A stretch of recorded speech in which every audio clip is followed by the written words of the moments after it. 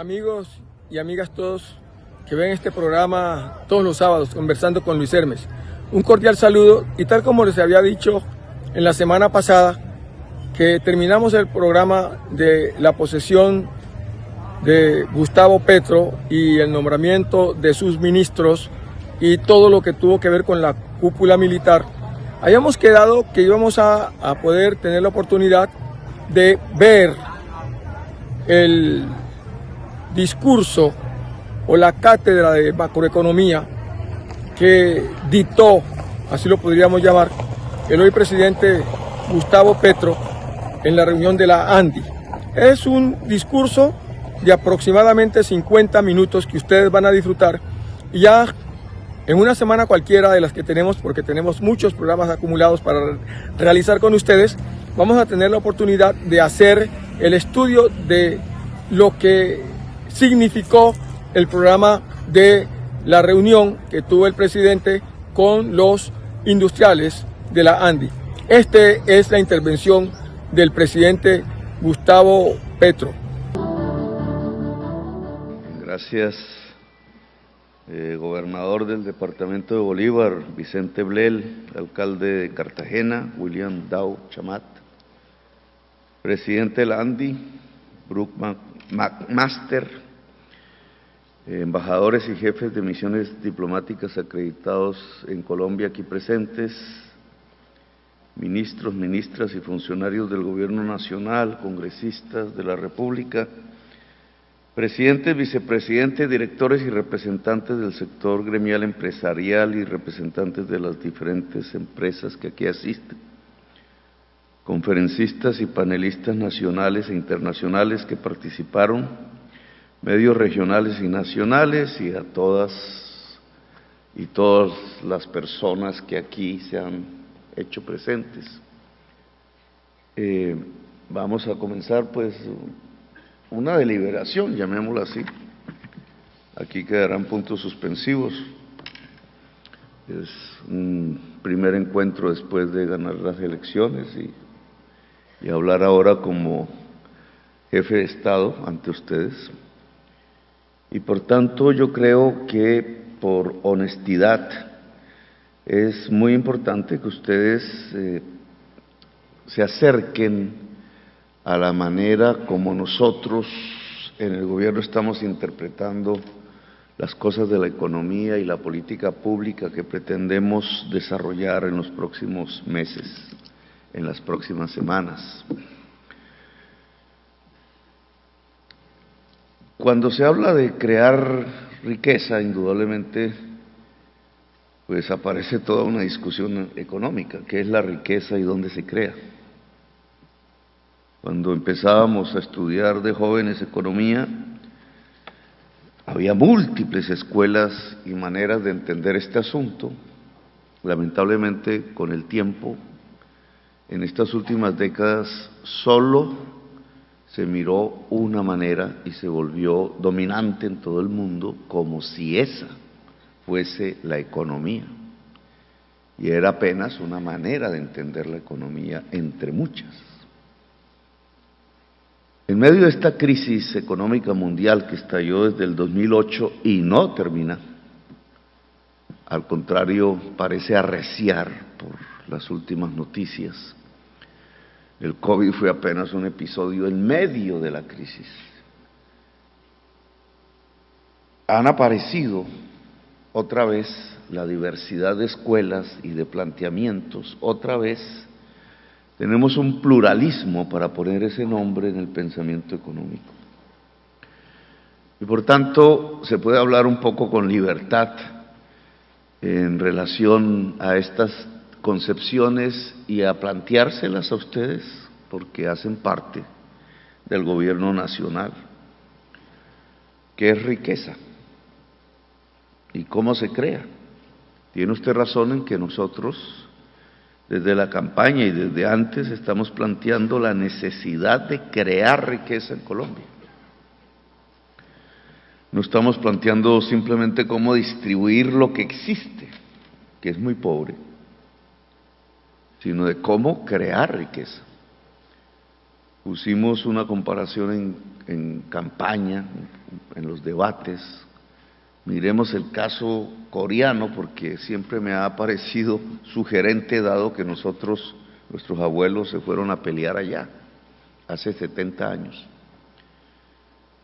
Y ese hecho debería ponernos a pensar un poco, porque cuando fuimos ellos, los abuelos, a pelear allá, nosotros éramos 2 veces más ricos que ellos. Y 70 años después ellos son 6 veces más ricos que nosotros. ¿Qué pasó? Si uno mirara por televisión el trayecto de las noticias económicas, la impresión que daría es que nosotros somos perfectos y que lo hemos hecho todo bien y que hemos utilizado dicen así, ortodoxia económica como ningún otro país. Pero si nos comparamos con Corea en ese lapso, desde que fuimos a pelear allá hasta la fecha, pues ellos lo hicieron bien, nosotros mal. La visión mediática es contraria a la realidad de los datos. ¿Cómo los coreanos pudieron, siendo la mitad de ricos que nosotros, volverse 6 veces más ricos? Y ante ese cuestionamiento, esa pregunta, digamos, apareció una serie de tesis que me parece que fueron importantes en el desarrollo del último debate electoral. Es que la riqueza es el trabajo. Es más rico un país si tiene más capacidad de trabajar que otro.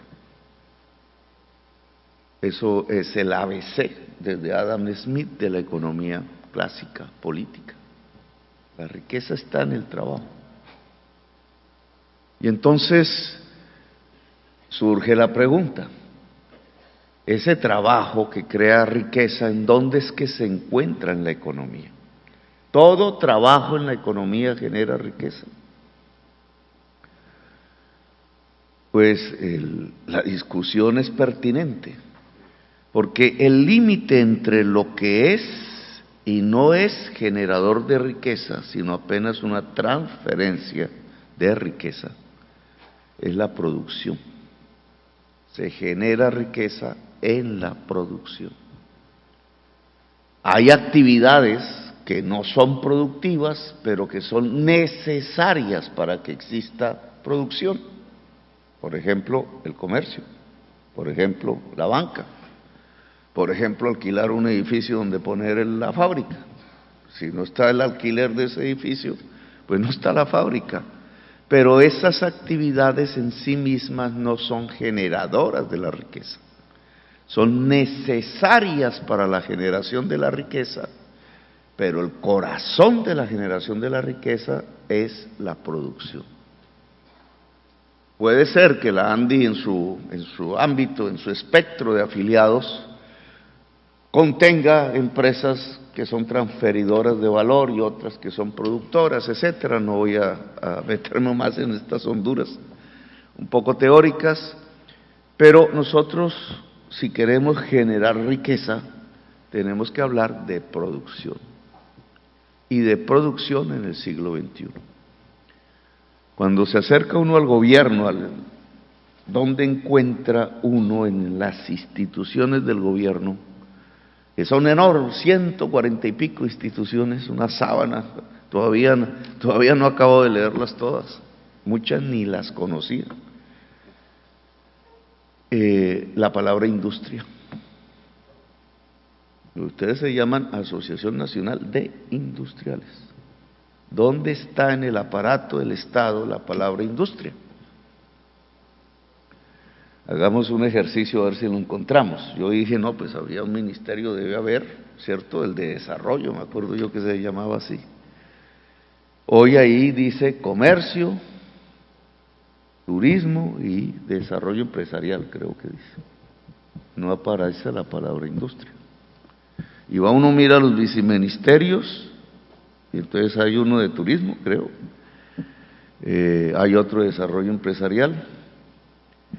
Y no aparece la palabra industria. No hay industria. No existe una política industrial en Colombia. Desde hace décadas. Y entonces,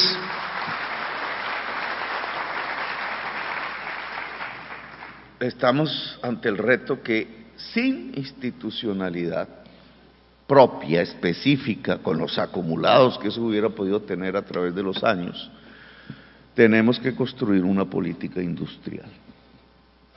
¿Por qué hay que construir una política industrial? Porque es en la producción donde se genera la riqueza. ¿Y cuáles son las actividades productivas entonces? ¿En qué consiste la producción? ¿Qué la conforma? Cuando uno habla de producción, entonces tiene que hablar de agricultura, la transformación de las cosas. Tiene uno que hablar de agroindustria, tiene uno que hablar de industria. El turismo en cierta forma hace parte de este tipo de categorías, pero específicamente tiene uno que hablar de industria entonces. Producir es agricultura e industria. Una política industrial nos ayudaría a crear riqueza en el país. Si uno sigue el ejemplo coreano, otra vez para traerlo a cuento, me acaban de dar un libro en español porque estaba difícil encontrarlos en coreano, me acaban ahí en la posesión precisamente la delegación coreana que hizo la visita protocolaria, me trajo el librito en español que estoy tratando de encontrar porque se me refundió. Pero alcanzamos a leer con ellos los capítulos, porque ellos fueron incluso explícitos. Mire, señor presidente, esto comienza con una reforma agraria.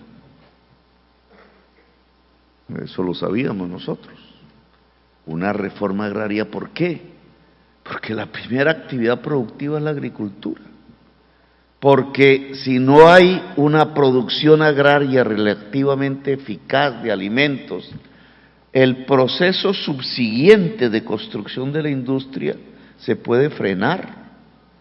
Porque si el mundo coreano fuera como el de las películas que vemos sobre el feudalismo, parecido al de Japón y al que tenía China, un mundo de señores feudales, con sus ejércitos propios, sus samuráis, su idea de que la riqueza estaba, y esa era otra concepción diferente, en tener la tierra, no en producir la tierra, sino en tenerla, así como Game of Thrones, que muestra ese mundo, pero en Europa.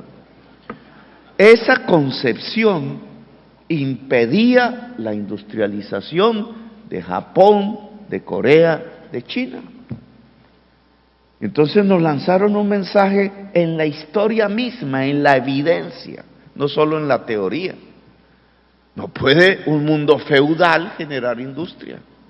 Hay que transformarlo, si me permiten la palabra, hay que revolucionarlo. Y eso es lo que vimos en el siglo XVIII, en Europa, en Estados Unidos, y eso es lo que vimos años después en el este asiático, y eso fue lo que vimos en Corea.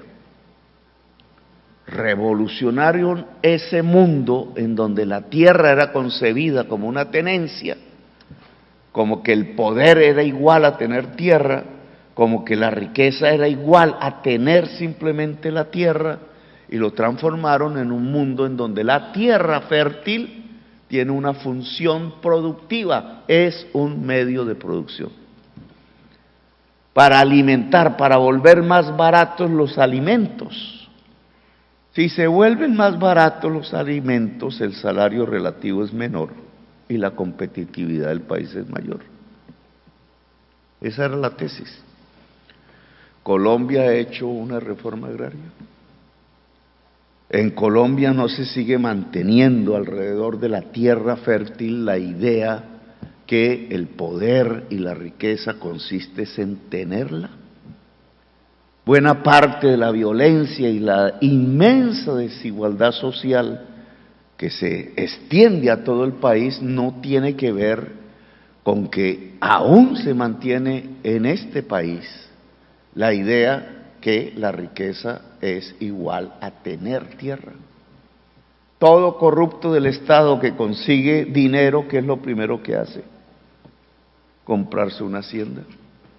Todo narcotraficante que recoja dinero de sus actividades ilícitas, ¿qué es lo que hace? Comprar tierra. Esto se lo aprendí a un industrial,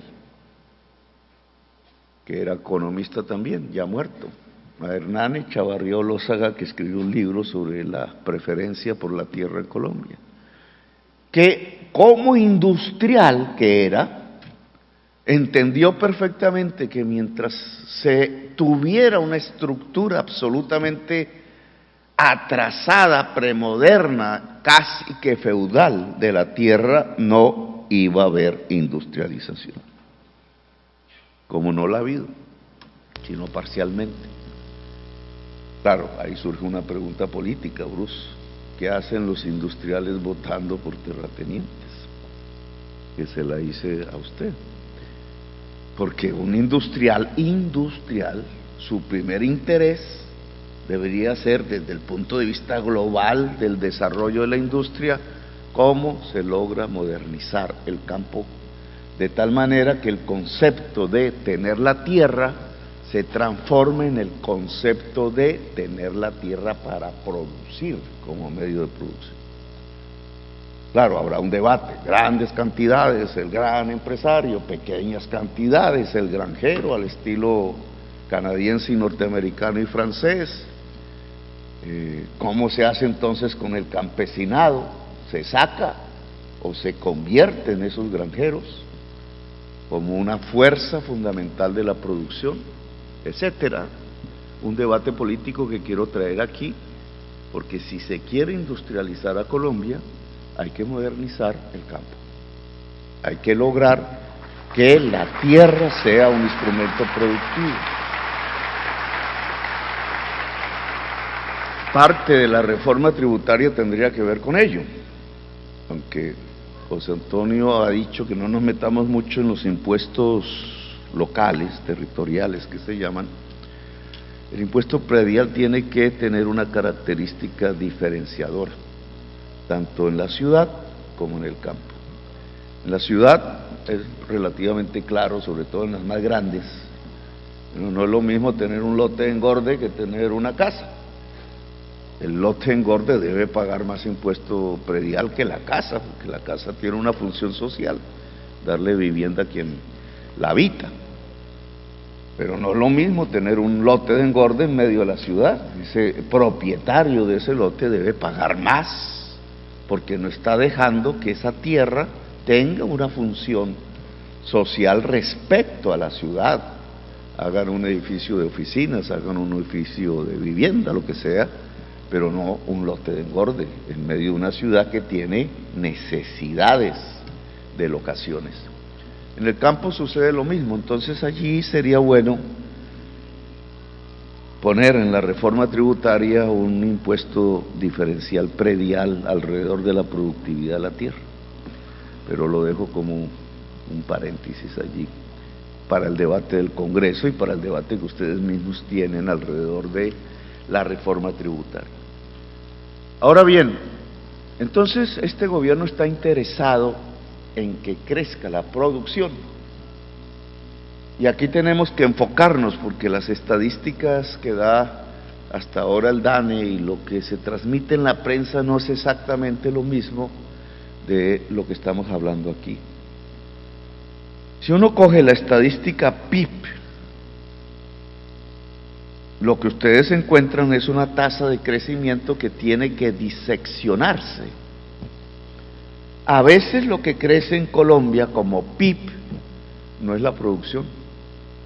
Si ustedes hacen ahí una averiguación, a veces te dicen, no, es que creció tanto el sector inmobiliario, creció tanto el sector financiero, crecieron las ventas al por menor, fue la última vez que examiné esas cuentas. Ventas al por menor. ¿Qué son las ventas al por menor? Las del vendedor ambulante. Cuando llegaron los venezolanos, que muchos se dedicaron a las ventas ambulantes, pues creció el comercio al por menor y la estadística PIB creció y el presidente entonces sacó pecho y dijo, mire cómo hago crecer la economía. Ah, pero no creció el empleo. ¿Por qué? Tan raro, ¿no? Si crece la economía, ¿por qué no crece el empleo? Se preguntan algunos periodistas y analistas. Porque lo que estamos midiendo como crecimiento no es la producción, que es donde crece el empleo, realmente. No estamos midiendo la creación de riqueza, estamos midiendo transferencias de la riqueza. Los periodistas se han inventado el término economía real, ¿vale? La economía real es la que produce. Y nosotros tendríamos, y lo voy a sugerir para el DANE, en los años que están por venir, que medir realmente detrás de esa estadística del PIB lo que se llama crecimiento de la economía real, es decir, la agricultura, la industria, sus intermedios, la generación de riqueza en el país real, no las transferencias de riqueza. ¿Qué pasa si en los tiempos de COVID la agricultura, la industria se desplomaron con números rojos y el sector financiero creció con números azules? Pues de pronto el PIB no cayó tanto, medido así, pero la realidad entonces de lo que sucedió es que hubo una transferencia de riqueza del sector productivo al sector financiero. Es decir, no se generó riqueza, se destruyó riqueza durante el tiempo del COVID. Si nos metemos así dentro de esta concepción, tendríamos que hablar entonces de cómo es que vamos a hacer crecer la producción en Colombia, para ponerlo en términos más concretos. ¿Cuál va a ser la política agraria y cuál va a ser la política industrial del gobierno? Aquí surgen en los prejuicios, por ejemplo, la tesis que el gobierno va a pretender que entonces ese crecimiento de riqueza, tal como lo hemos definido aquí, lo haga exclusivamente el Estado. Una estatización de la economía. Todos los debates siempre me preguntaban lo mismo. ¿Es que usted va a expropiar? Y entonces la respuesta es no, no estamos interesados, no creemos, eso falló en el pasado, en el mundo, no solo, no es una experiencia colombiana, es una experiencia mundial, que una estatización de la generación de riqueza no dispara esa generación de riqueza, sino que la puede aniquilar. Entonces dirán, es que entonces solo el sector privado, como se denomina en la prensa, va a ser la generadora de la riqueza, es decir, de la producción. Y tengo que decirles que tampoco. Usted habla de lo público-privado, que se puso de moda como concepto. No puede ser por las siguientes razones. Cuando, y otra vez vuelvo a la teoría, el mundo económico, los hacedores de política económica en todos los países, incluido en Colombia, fundaron la política económica en los últimos 30 años o más sobre un paradigma que estudiábamos como estudiantes. Había que saber cálculo para poderlo entender, cálculo diferencial, porque muy elegantemente el profesor llenaba el tablero de fórmulas y entenderlo era difícil, pero entonces uno decía, pues eso tiene que ser verdad, porque tanta matemática metida ahí debe ser ciencia. El resultado del modelo económico decía, si se deja actuar el mercado libremente, se maximiza el bienestar de una sociedad, de un individuo, de un mundo. Se le llama eso el teorema de Walras. Es la teoría del bienestar, se llama así. Walras era un suizo que pensaba en el pan, en las camisas, no estaba pensando en otras dimensiones para la época que hizo su estudio. Y ese paradigma se convirtió en fundamental. casi que en religión. En los últimos 40 años, alguien que critique eso es considerado como un dinosaurio, como alguien que no sabe, un ignorante, un populista, dicen.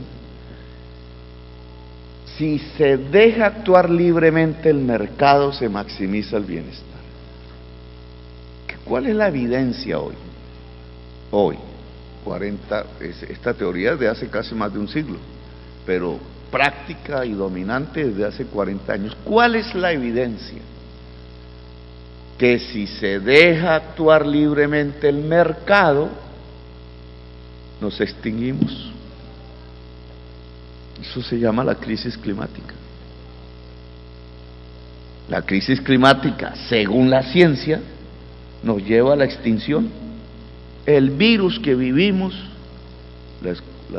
los estudios de Cambridge todavía sin confirmación, lanzaron la hipótesis que ese virus realmente llega al ser humano por un contacto de murciélagos que han cambiado su ruta tradicional, porque las frutas que comían cambiaron su geografía porque el clima cambió. Es decir, que detrás está la crisis climática. ¿Qué está detrás de la guerra entre Ucrania y Rusia? Un tubo de gas, del cual depende Europa Occidental. ¿Por qué Europa Occidental depende del gas? No que teníamos que quitar los gases de efecto invernadero, porque el capitalismo europeo occidental no ha sido lo suficientemente rápido para pasar a energías limpias y depende del tubo ruso. Y eso es guerra, como era al principio el petróleo de este siglo, etcétera. Es decir, la crisis climática, de acuerdo a la ciencia, y el virus es un ejemplo probable, nos lleva a la extinción.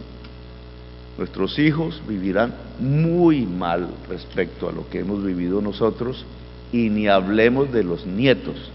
Y los años que nosotros viviremos hacia adelante, y esto suena apocalíptico, serán peores que los años que hemos vivido. Los gobiernos se dedicarán a gobernar de emergencia en emergencia. Ya lo estamos viendo, ¿no? Acaba de pasar el COVID y viene una oleada invernal peor que la del 2010 en este semestre. ¿Cuánto nos va a costar? Y así se va desarrollando y desencadenando una realidad que nos demuestra evidentemente que no llegamos a un mundo de bienestar, que no era cierto que se maximizaba el bienestar, es decir, que Walras se equivocó, pero el problema no es de Walras, sino de quienes hicieron de ese paradigma el pensamiento dominante de todo el universo en la Tierra. El paradigma se desplomó, no es evidente, es contraevidente. El paradigma económico dominante de los últimos 30 años se desplomó como un castillo de naipes. ¿Y qué están haciendo los países? Buscando alternativas. Volviendo a Keynes, unos, ahora leen a la Mazzucato, otras. Mazzucato vuelve a plantear lo que ya hace 2 siglos planteaban los economistas clásicos. Allá en España le ponen impuestos a las eléctricas y a los bancos. Biden dice hay que ponerle impuestos a los más ricos. Lo mismo dice Lasso, un banquero de 40 años de ser banquero y con fama de derechas en Ecuador. Y lo mismo dice el izquierdista Boric. Y entonces, ¿qué está pasando en el mundo? Está pasando que realmente no podemos seguir por los mismos caminos que teníamos. Se desplomó el paradigma económico.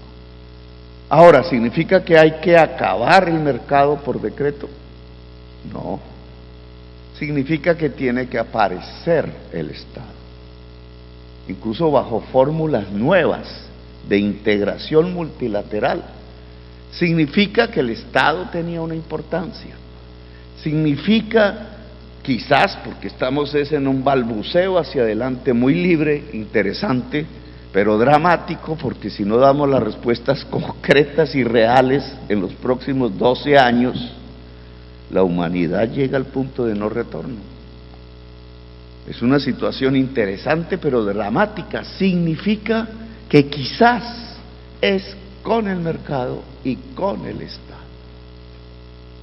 Y que ese Estado ya no es simplemente nacional, sino que tiene que dialogar en el globo. ¿Y esto entonces qué tiene que ver con la política económica colombiana en los próximos 4 años? En que nos toca cambiar la concepción. Y lo que les proponemos es lo siguiente. 1. ¿Puede la industria crecer en un mundo, en una sociedad profundamente desigual y violenta? La violencia se debe a la desigualdad. ¿Puede? Las industrias del mundo, los países que llamamos industrializados, crecen alrededor de contextos de desigualdad social profunda. Puse el ejemplo de Corea, China y Japón. La respuesta es no.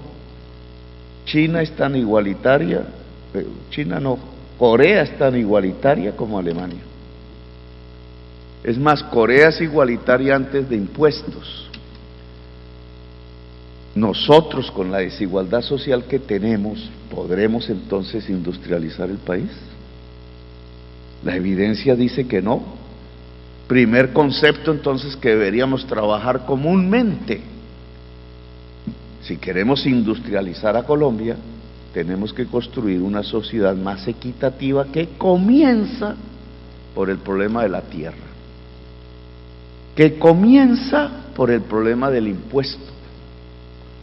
Entonces, un sistema impositivo que no genera igualdad, sino desigualdad, es válido para industrializar el país. Si el ejemplo coreano es válido y es similar a muchos países industrializados, los y las industriales nos tendrían que acompañar en un esfuerzo común por lograr una sociedad más equitativa. Y una sociedad más equitativa se puede lograr si, 1, su tierra está relativamente bien distribuida; 2, si su sistema tributario es justo desde el punto de vista social, es decir, como dice la Constitución, progresivo; 3, si la política social alrededor de los derechos universales es eficaz para garantizar esos derechos. Vamos a lo más concreto. Si esto es cierto, los derechos sociales, los derechos universales o derechos fundamentales están garantizados en Colombia. Tenemos 30 años desde las leyes, después de la Constitución de la 91 alrededor de este tema. Podemos evaluar, ¿hay derecho a la pensión? Podemos evaluar 30 años después, ¿hay derecho real a la salud? Podemos evaluar 30 años después, estas son leyes del 93, 92, ¿hay derecho a educarse? ¿Hay derecho a vivir? ¿En Colombia hay un derecho al agua potable? ¿Podemos asegurar que todo y toda ciudadana que habite este territorio, todo habitante de este territorio puede tomar agua potable de calidad? ¿Puede educarse en una universidad de relativa calidad? ¿Puede, después de que llega viejo, tener una pensión? ¿Puede, en caso de enfermarse, ser tratado adecuadamente de acuerdo a su enfermedad? Y yo creo que si somos objetivos y miramos las estadísticas, la respuesta es no. Tasa de mortalidad materna: mujeres que mueren al estar embarazadas por complicaciones del parto que se podrían solucionar. ¿Cuál es la tasa en Colombia? Miremos la tabla OCDE, el último, el peor indicador de todos. No, es que los del OCDE son ricos, entonces no nos miramos. No, pero si ahí está México. Nuestra tasa de mortalidad comparada con la de México en términos de mortalidad materna es 2,5 veces superior. Y entonces, ¿qué está pasando, Bruce? que quizás cometimos un error de fundamentalismo. Y es que la teoría de Walras no podía funcionar en los derechos universales. La creencia, y así quedó en las leyes, que el mercado actuando libremente, pero ya no en el terreno de producir pan o camisas o pantalones o computadores, sino en el terreno de los derechos de la gente, iba a llevarnos al máximo de bienestar. Y entonces, si hacíamos un mercado en la salud, si hacíamos un mercado en la educación, si hacíamos un mercado en las pensiones, si hacíamos un mercado en el agua potable, un mercado en la electricidad, etcétera, íbamos a vivir mejor. El balance 30 y pico años después, tiempo suficiente para hacerlo, es que nos equivocamos completamente. Lo que produjimos fue una de las sociedades más desiguales socialmente de la Tierra. Si lo junta ustedes a un problema como la mentalidad premoderna alrededor de la Tierra y otros problemas, pues lo que tenemos es lo que tenemos: violencia, guerra, especialización en el narcotráfico, dependencia casi que exclusiva en el petróleo, del cual no hemos hablado, será en otra oportunidad, raquitismo productivo, porque lo que se volvió raquítica fue la agricultura y lo que se volvió raquítico fue la industria, es decir, el cuerpo central de la generación de la riqueza. En donde se genera la riqueza, cundió una enfermedad que se llama raquitismo.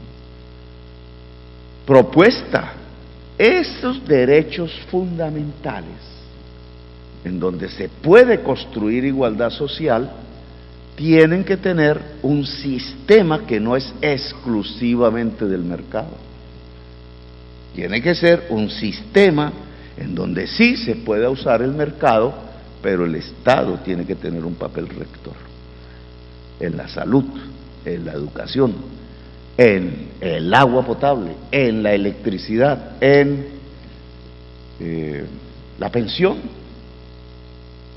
Y por eso hemos lanzado una serie de propuestas que están a discusión, obviamente, y que serán discutidas por el Congreso y la sociedad. Una primera, esta de la reforma tributaria para construir más justicia social. Pero quiero que se entienda un poco por qué nos movemos en ese terreno. Porque el mercado no fue capaz de garantizar por sí mismo derechos universales. ¿Por qué queremos derechos universales? Porque la sociedad se vuelve más igualitaria. ¿Para qué una sociedad más igualitaria? Porque es la sociedad que permite producir, es decir, generar riqueza, como Corea nos lo demuestra, para solo hablar de Corea, no tomar otro campo.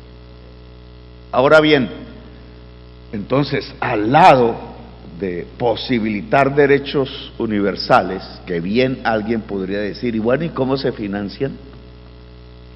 Pues se financian de impuestos. ¿Y de dónde salen los impuestos?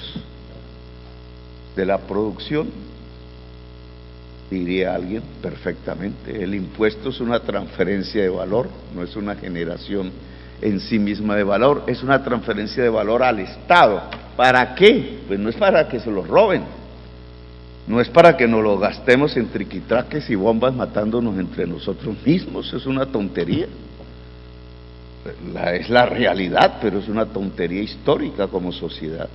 Es para que se puedan garantizar los derechos universales para construir una sociedad más igualitaria, y es para que se pueda construir la infraestructura común que permite la producción. La producción, y vamos, no depende de un empresario. La producción no depende incluso de todos los y las empresarias juntas. Podrían todas ponerse a producir y faltan una serie de requisitos que es lo que permite la producción en el siglo XXI. Por ejemplo, saber, porque la producción, ustedes lo saben, cada vez necesita más saber intensivo. Una máquina de hoy es un condensado de saber. Nosotros no hacemos casi ninguna, nos toca importarlas. Necesita conectividad. Ustedes saben que las máquinas se mueven en el suelo con electricidad, logran una automatización gracias a esa electricidad, pero se guían ya no por un trabajador que mueve las máquinas, sino por un computador que mueve un trabajador o una trabajadora, que tiene que saber cómo se usa el computador. Fui a la clínica de Luis Carlos Sarmiento, que inauguró sobre el cáncer, y me visitó, antes de que la inaugurara Duque, me invitó el día antes para que no nos encontráramos decente, porque claro, dijo, no, pues yo traigo a Duque y al otro día se posesiona Petro, y entonces es mejor traer a Petro, así sea en forma privada, y me mostró la clínica. Y había unas máquinas que me dejaron sorprendido. Unas máquinas, ese es el esquema, el modelo de salud de estilo norteamericano, que depende más de la tecnología que del médico.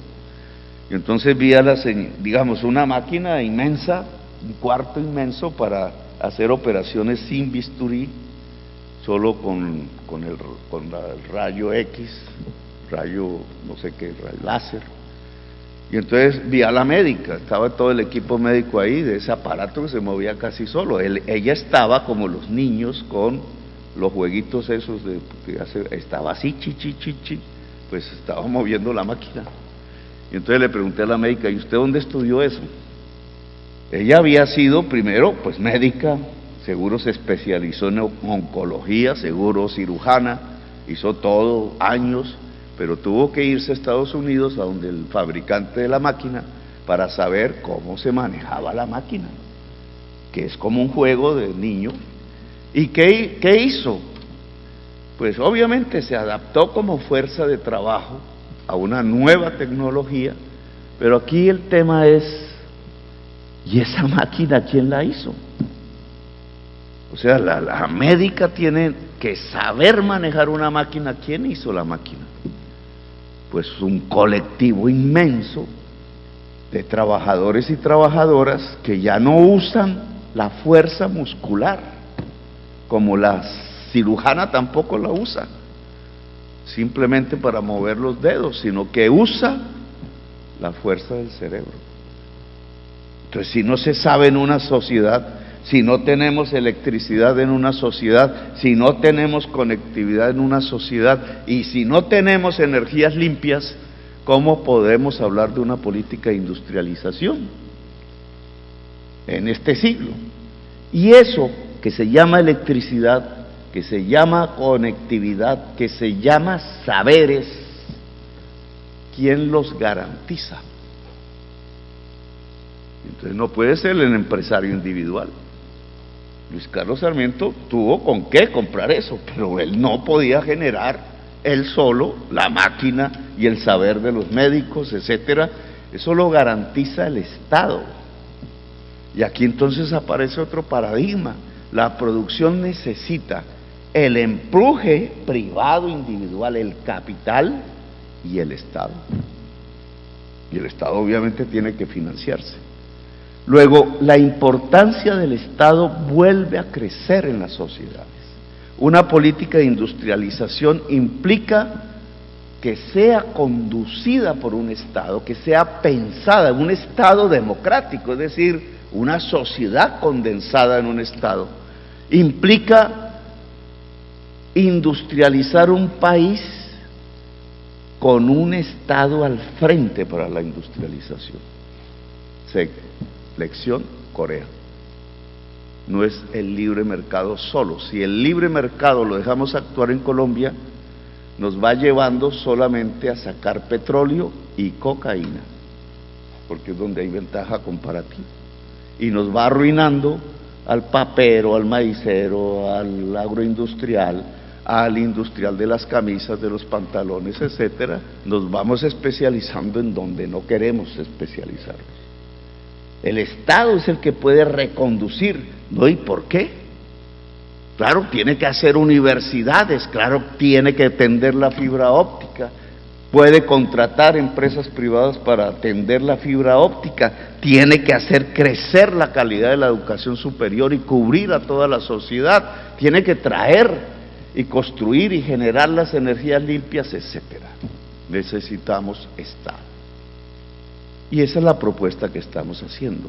Ahora, cuando usted junta entonces un mundo privado con el Estado, aparece la propuesta ahora sí de Mazzucato. Mazzucato habla de misiones y coloca como ejemplo la NASA. ¿Quién es el propietario de la NASA? El Estado. ¿Pero qué hace la NASA? Se inventa un viaje espacial y todas las tuercas, tornillos, etcétera, circuitos de la nave espacial, las hacen los empresarios privados, por pedazos. Ninguno hace todo, ahí están en ese intento. La NASA encaja, proyecta, planifica y logra poner un hombre en la luna. La cantidad de empresarios, de empresas privadas ligadas a esa misión, innumerables, crecen. Y es lo que propone Mazzucato. Se necesita el Estado que genera la misión y entonces una red prácticamente inmensa, dependiendo de la misión privada, que crece alrededor de ese objetivo. Si lo traemos al caso colombiano, ¿qué podríamos plantear como misiones? Público-privadas, mercado y Estado. Pues yo les propongo varias. Una, acabar el hambre, que tiene que ver mucho con la tierra y con la agricultura y la producción de alimentos y los fertilizantes, pero es una misión acabar el hambre. Podemos acabar el hambre. ¿Tenemos con qué? ¿Está la tierra ahí? Hagamos una misión público-privada, Estado dirigiendo, y muchísima gente del sector privado, rica y no tan rica, y hasta campesina, que se pueda enriquecer para lograr hambre cero en Colombia. Una misión. Hagamos otra misión. Industrialicemos el país a partir de las energías limpias. Usted lo ha dicho bien, ¿cierto? Es una oportunidad para Colombia. O sea, si las tasas carbón crecen en el mundo, los productos colombianos son más baratos. Y si son más baratos, podemos vender. ¿Por qué no lo intentamos? Eso implica entonces generación de energía solar, de energía eólica, se puede hacer en una casa, se puede hacer en los municipios, se puede hacer en grandes granjas o en el techo de mi casa. Implica descarbonizar los procedimientos, pasar del gas a la electricidad y garantizar una matriz 100% limpia en la electricidad. Planteabas el tema del gas, que no me gusta, porque no es limpio. Pero ¿y por qué no hay un sistema eléctrico americano interconectado? ¿Por qué no podemos plantearnos un mapa en donde veamos si se puede construir un sistema eléctrico americano y ponerle las energías limpias? No tenemos el norte de México, el norte de Chile, los vientos de la Patagonia, los vientos de la Guajira. No tenemos las posibilidades del agua en Colombia, del agua en Perú. No podemos, a través de una matriz de energías limpias, incluso vender energía eléctrica a Estados Unidos y Canadá. Alguien dirá, ¿y con qué se financia? Con las petroleras, que pueden transitar hacia otro mundo de energías limpias. ¿Y para qué una red eléctrica basada en energías limpias? Porque la energía saldría más barata y sobre todo los productos saldrían con menos huella carbón y por tanto los productos generados en estas economías podrían venderse más en un mundo que tiene que gravar y encarecer los productos que más emiten gases de efecto invernadero. Una oportunidad económica. Puede ser eso una misión en donde el Estado jalona, pero se juntan las redes empresariales. Podemos hablar de otras misiones, estaríamos abiertos a esa discusión, pero obviamente no podemos hacer 1000, hagamos 3, 4 bien hechas. en donde entonces el Estado conduce un esfuerzo privado que garantice efectividad en el camino de la industrialización de Colombia. Que terminemos exportando productos industriales, que dejemos de tener esa matriz exportadora que es bastante vulnerable porque solo tiene carbón y petróleo, es decir, lo que se tiene que acabar, y después por allá todavía el café. Podemos. Para eso tenemos que hablar. Para eso hay que montar un centro planificador que teníamos, pero que hay que hacer crecer. Para eso hay que traer expertos, ¿sí? O nacionales y extranjeros, ¿sí? Para eso tenemos que hacer mesas. Para eso tenemos que plantear un diálogo social. Para eso es que es la reforma tributaria. Para eso es que hay que modernizar la tierra, con todo lo que implica desde el punto de vista de la tensión política, pero hay que hacerlo. Para eso podemos lograr entonces un país que no se va a llamar socialista, porque tiene Estado y mercado. ¿Cómo se va a llamar? No tengo ni idea, porque es una búsqueda de la humanidad. No es neoliberalismo, se acabó. Es una sociedad más justa, una sociedad que le pueda decir al mundo, oiga, si seguimos todos por este camino, la extinción de la humanidad se aleja en el tiempo, porque podemos lograr descarbonizar la economía, que es lo que estamos proponiendo en nuestro programa. No porque seamos los responsables de la crisis mundial, sino porque ahí hay una oportunidad para Colombia de saltar en la punta, en las vanguardias, no de ser el patio trasero como siempre hemos sido, la cola de ratón, sino que podemos pasar a vanguardias en muchos temas, en la energía, en la agricultura, en procesos industriales descarbonizados, en la alianza Estado-mercado, en la alianza entre lo privado y lo público, en la posibilidad de, siendo una de las sociedades más desiguales del planeta, pasar a ser una sociedad justa y equitativa, en la inmensa posibilidad e inmenso reto de pasar de ser una de las sociedades más violentas del mundo para construir una sociedad en paz. Esa es la invitación que les hacemos, así que gracias por haberme invitado a esta velada y seguiremos discutiendo entonces de estos temas. Muy amable.